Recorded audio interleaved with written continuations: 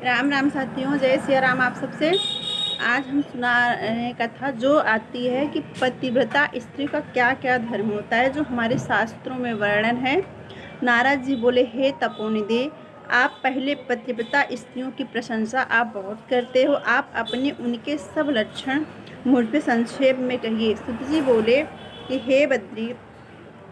हे नारद, इस प्रकार पूछने पर पुरातन मुनि बद्री नारायण पतिव्रता स्त्रियों के सब लक्षण कहने लगे। श्री नारायण बोले, हे नारद, सुनो, मैं पतिव्रता स्त्रियों के उत्तम धर्म और लक्षण आपसे बताता हूँ। कहता हूँ, पति चाहे कुरूप हो, बुरे हो, आचरण वाला हो, श्रेष्ठ स्वभाव वाला हो, रोग से पीड़ित हो, पिशाच हो, क्रोधी हो, मदिरा पीने वाला हो, वृद्ध हो, मूर्ख हो, गूंगा हो, अंधा हो, बहिरा हो, काना हो, रुद्र रूप हो, दरिद्री हो या कृपण हो, निंदित हो, दीन हो, धूर्त हो, दूसरों को आसक्त हो, तो भी साध्वी नारी को चाहिए कि अपने कर्तव्य मन वचन कर्म से पति को देवता ही समान माने।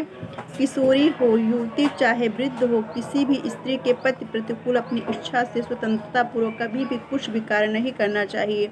अहंकार काम तथा क्रोध को त्याग कर पति का सदा मनोरंजन करती रहे। अन्य किसी दूसरे के मन को कभी प्रसन्न न करे। जो स्त्री पुरुष की तिरछी चितवन से, लुभावने मीठे बचनों से, छेड़ाछाड़ी से, मेला तमाशे की भीड़ भाड़ में, धक्का मुक्की में भी स्पर्श होने पर विकार युक्त न हुई हो, उस स्त्री के शरीर पर जितने रोंगटे होते हैं उतने 1000 वर्ष तक स्वर्ग में वास करती है। जो स्त्री दूसरे पुरुष के द्वारा दिए गए वैभव के लालच में न आकर अपने ही पति से प्रेम करे तथा मन कर्म वचन से पर पुरुष से आलिंगन न करे, वही स्त्री लोक विभूषित सती है। कुटनी तथा चापलूसी करने पर, जबरन घेरने पर, कपड़े गहनों के लालच में न आकर भी जो नारी विकार युक्त नहीं होती हो, वही सती है। जो पुरुष देखने पर उसे आप न देख, दूसरों के हंसने पर स्वयं न हंसे, आवाज किसी के करने पर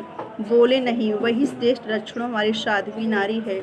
रूप और यौवन से भरपूर तथा नृत्य और गाने से योग होने पर भी अपने ही समान कुशल युवक को देखकर जिस स्त्री के चित्त में कोई विकार उत्पन्न नहीं होता, वही सती है। सुंदर जवान मनमोहक मदमाती नवेलियों को रिझाने वाले ऐसे नवयुवक के मिलने पर भी जिनका मन विचलित नहीं होता है, वही पतिव्रता है। पतिव्रता स्त्रियों को पति के सिवाय अन्य कोई देवता मनुष्य गंधर्व प्यारा नहीं होता। अतः पत्नी का कर्तव्य कभी भी अपने पति का अप्रिय न करे। जो पति के पीछे अपभोजन करे, पति के दुख से आप दुखी रहे, उसे प्रसन्न होने पर प्रसन्न रहे, पति के परदेश जाने पर साधारण वस्त्र पहने, पति को सो जाने पर सोए और पति से पहले उठे, पति के मर जाने पर अग्नि में प्रवेश करना चाहे सती हो जाए, परंतु अपने मन से किसी दूसरे पुरुष को इच्छा न करे, वही पतिव्रता धर्म है। सास ससुर के प्रति भक्ति भाव रखे और पति के प्रति सेवा विशेष श्रद्धा रखे, धर्म कार्य में अनुकूल रहे और गृह कार्य के निमित्त द्रव्य संचय करे, दिन भर घर के काम धंधे में लगी रहे, खेत वन गांव आए और अपने भर्ता को देखकर उठकर आसन और जल देकर स्वागत करे, सदा प्रसन्न रहे, समय पर भोजन तैयार करे, भोजन करते समय पति से सभी कट वचन न बोले, पत्नी को आसन भोजन व दान देने में सम्मान करने पर मधुर भाषण में सदा तत्पर रहना चाहिए। घर खर्च के लिए जो धन स्वामी ने दिया हो उसी घर खर्च में चलाए और अपनी बुद्धि से कुछ बचा भी लेना चाहिए। दान के लिए दिए हुए द्रव्य से बचा भी लेना चाहिए। द्रव्य लोभ वश और पास तनिक भी न रखे। भर्ता की आज्ञा बिना अपने बांधवों को धन न दे। असंतोष रखना, दूसरे पुरुष के साथ संलाप, आहार विहार, व्यापार संबंधी वार्ता, ठहाका मारकर हंसना, अत्यंत क्रोध करना, नाक मुंह सिकोड़ना, गुस्से में भरी रहना और ये सब पतिव्रता नारी को छोड़ देना चाहिए। पति जो वस्तु न खावे न पिए उसको पतिव्रता स्त्री त्याग। तेल लगाना, स्नान करना, शरीर में उपटन लगाना और दांतों की शुद्धि पतिव्रता स्त्री पति की प्रसन्नता के लिए नित्य करे। हे मुने, त्रेता युग से स्त्रियों के मासिक धर्म रचो दर्शन होता चला आया, अतः स्त्री उस दिन 3 दिन छोड़कर चौथे दिन गृह कार्य के लिए शुद्ध होती है। पहले दिन चंडालिनी, दूसरे दिन ब्रह्मघातिनी और तीसरे 3 दिन धोबिन रहती, चौथे दिन शुद्ध होती। स्नान, शौच, गाना, रोना, हंसना, सवारी पर चढ़ना, मालिश करना, सहेलियों के साथ जुआ खेलना, चंदन आदि लगाना, दिन में सोना, दातुन करना, मैथुन करना, पूजा पाठ करना और देवताओं को नमस्कार करना, ये सब कार्य रजस्वला स्त्री ना करे। रजस्वला से ना स्पर्श करे और संभाषण करे। रजस्वला स्त्री अपना मुख 3 दिन तक ना दिखावे। जब तक स्नान करके शुद्ध ना हो जावे तब तक वह बोले नहीं। रजस्वला स्त्री स्नान करके पर पुरुष को न देखे। प्रथम सूर्य का दर्शन करे। आत्मशुद्धि के लिए पंचगव्य पीवे। श्रेष्ठ नारी नियम से रहे। यदि गर्भणी हो जाए तो गर्भवती निम्न नियम पालन करे। वस्त्र और आभूषण पहनकर तथा अपने भर्ता को प्रिय करने में लगी रहे। सदा प्रसन्न मुख, धर्म सत्पर और शुद्ध रह अपनी आत्मरक्षा करे। विभूषण से विभूषित रहे। वास्तु देवता का पूजन करती रहे जिसमें गर्भ रक्षा होती रहे। चरित्रहीन स्त्रियों से न बोले। सूप की वायु शरीर में ना लगे। पराये घर में भोजन ना करे और जिसके इस बच्चे होकर मर जाते उस स्त्री के साथ ना रहे। ना पास बैठे। किसी भयंकर दृश्य को ना देखे। कोई भयंकर कथा वार्ता हो तो ना सुने। गरिष्ठ अत्यंत गर्म और कच्चा भोजन ना करे जिससे अजीर्ण हो। इस प्रकार आचरण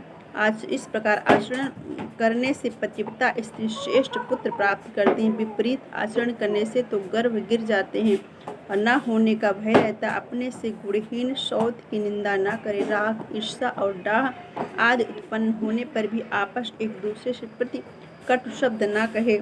न एक दूसरे का नाम ले और न एक दूसरे का बखान करे।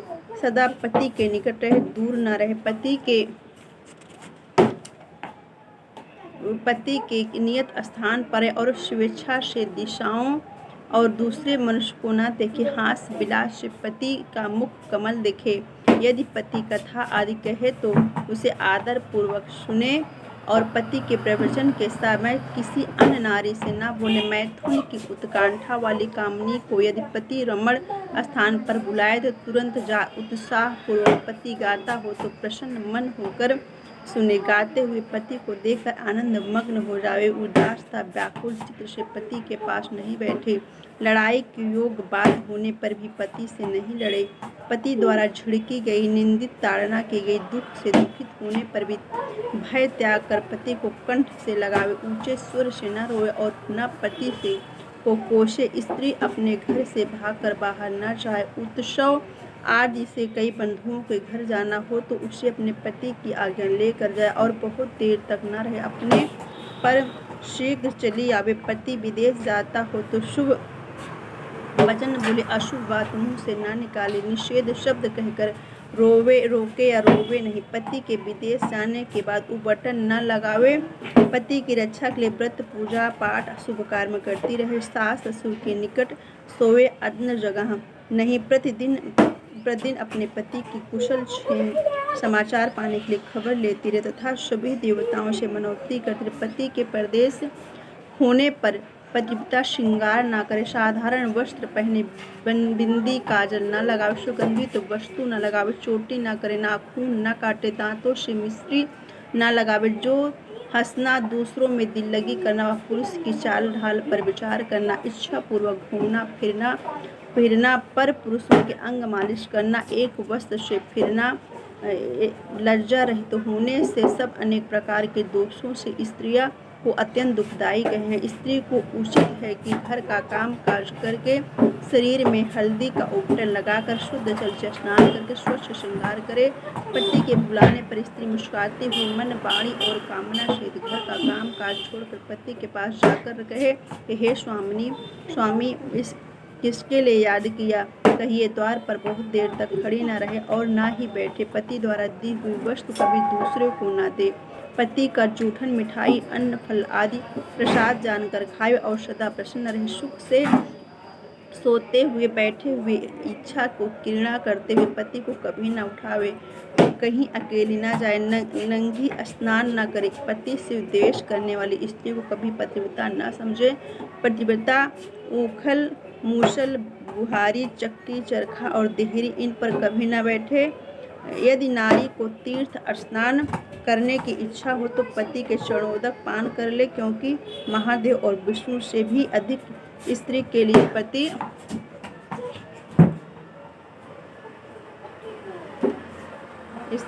पति ही जो बिना पति की आज्ञा के व्रत उपवास नियम करती है, वह अपने पति की आयु घटाकर नरक में जाती है। पति के किसी कार्य को कहने पर जो उसका क्रोध से उल्टा जवाब देती हैं, तो वह निर्जन वन की कुतिया व गीदड़ी होती है। स्त्री को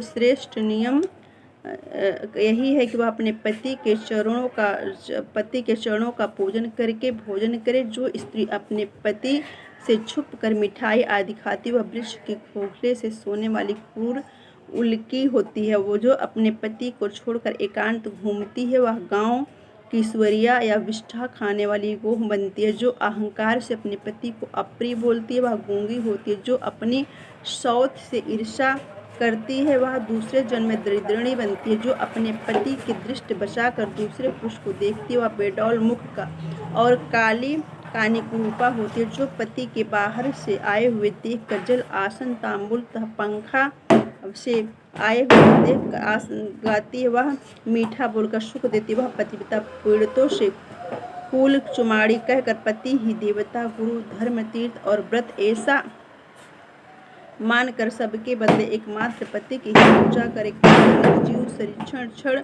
अशुद्ध हो जाता है, वैसे ही पति की स्त्री स्नान कर लेने से अशुद्ध रहती है। ऐसे अमंगलकारी पदार्थी विधवा नारी अमंगल कारक। विधवा नारी के दर्शन करने से कभी भी किसी का कार्य सफलता प्राप्त नहीं होती। माता ही एकमात्र आशीर्वाद देने वाली होती है। माता के आशीर्वाद के अतिरिक्त किसी अन्य विधवा स्त्री का आशीर्वाद न लें।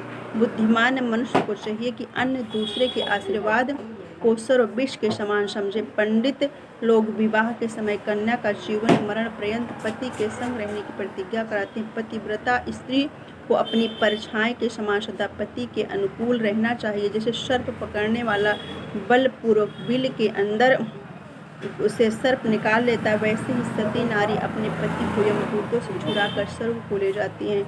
यमराज के दूत सती नारी और पति के पास देखकर चाहे वह कैसा भी पापचारी पति तो क्यों न हो, छोड़कर दूर से भाग जाते हैं। पतिव्रता स्त्री के शरीर पर जितने रोगटे होते हैं, उतने ही करोड़ों वर्ष तक अपने पति के साथ स्वर्ग के सुखों को उपभोग करती है। दुराचारणी नारी अपने शील भयंकर अपने पिता तथा पति दोनों कुलों को डुबोकर नष्ट कर देती और इस लोक में परलोक में दोनों ही दुखी होती। प्रारब्ध इस पति के परलोक गमन के अनंतर जो उसका अनुकरण नहीं करती, ऐसा स्थिति पर उसे शील की रक्षा करनी चाहिए, क्योंकि शील भोग होने से अजय पतन होता और उसके पिता तथा पति के कुल वृद्धा स्वर्ग से रहते और पतन हो जाता, इससे संशय नहीं है।